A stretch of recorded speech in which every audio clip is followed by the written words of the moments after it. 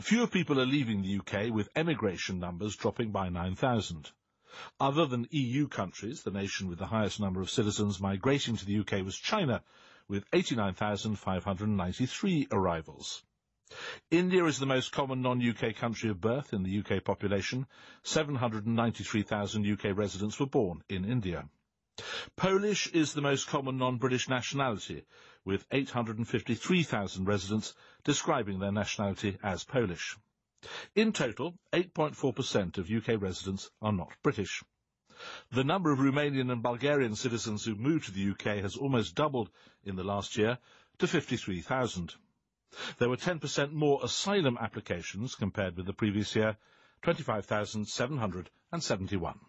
Now, it may be by this point your mind is boggling with all of these figures we're throwing at you, but we've got three more, if you can bear it. We put in a call to three people who've got differing perspectives on migration to ask which single figure leapt out at them from all of these official statistics. First, he's Madeleine Sumption, Director of the Migration Observatory at Oxford University. The figure that I've chosen is 196,000, which is the level of net migration of non-EU citizens in the most recent data.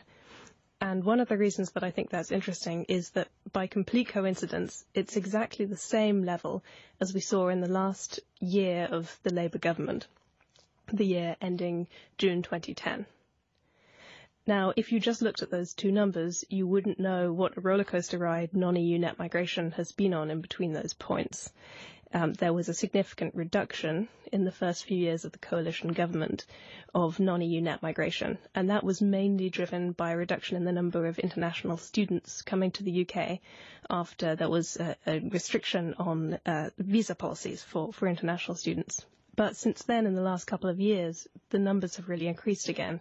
And that's been driven by more non-EU citizens coming to the UK for work as the UK economy has improved, and also in the last year or so by a small reduction in the number of non-EU citizens leaving the UK. During that same period, family migration has changed relatively little, and that's despite the fact that there have been some significant restrictions brought in to make it more difficult for people to bring their spouses to the UK. We did some analysis, for example, that showed that about 43% of British employees living in the UK no longer earn enough under the new policies to bring a foreign spouse to the country. That's Madeleine Sumption, Director of the Migration Observatory at Oxford University, choosing her favourite number from all of these stats today. Now here's Sam Bowman, Deputy Director of the Adam Smith Institute. So the number I've picked is 183,000, and that's the net number of people coming into Britain from around the European Union. Many of those are actually Britons returning home after living abroad for some years, but most of them are probably likely to be low-skilled workers from Eastern Europe, and these are the people that everybody, I think, worries about. You see the posters during elections, and this is the number one problem that people say they have with the country. There are too many immigrants and so on. And mostly people are worried that immigrants are cutting their wages, and immigrants might even be threatening their jobs. And they're particularly worried about low-skilled immigrants. I think everybody accepts that foreign doctors are good for us, foreign computer programmers are good for us, the high-skilled immigrants, pretty much everybody now accepts that they're good for the country. But low-skilled immigrants actually, I think, are a lot better for us than most people realise.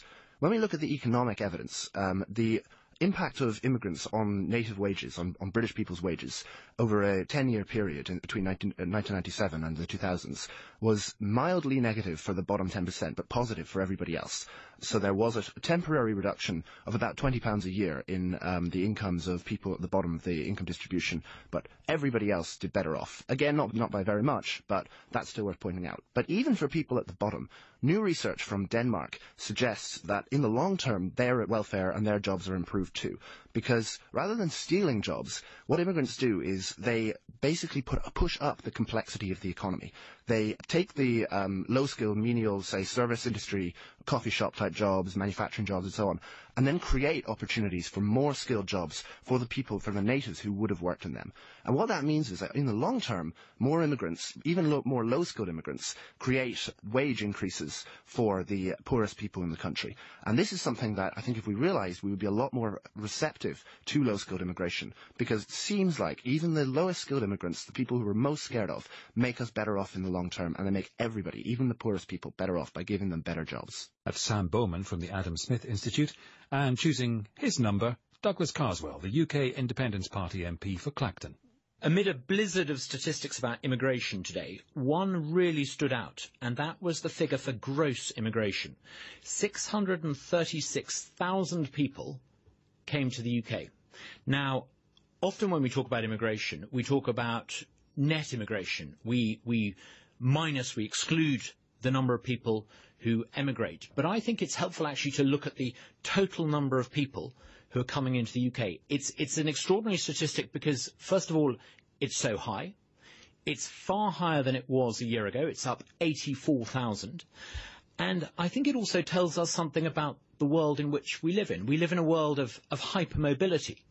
And I think this shows that much of the legal framework that we've got, much the way that government handles the issue of immigration, many of the rules we have about the free movement of people in the European Union, they're redundant. They need to change. We need to have a completely new way, a new legal framework and new technology in place to allow us to control our borders. It's not a question of closing our borders, but it's a question of being able to handle that flow of people and ultimately allowing us to decide who we want to come in and who we don't want to come in. And I think this figure that really stood out was this gross immigration figure because it's so high.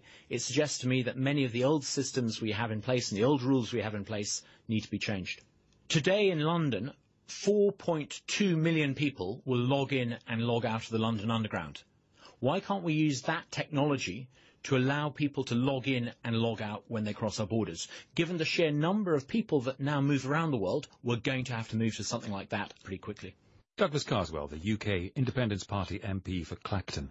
And while we're in this area, here's Tim Harford with a word about tomorrow's More or Less here on Radio 4. As the newspapers awaited the publication of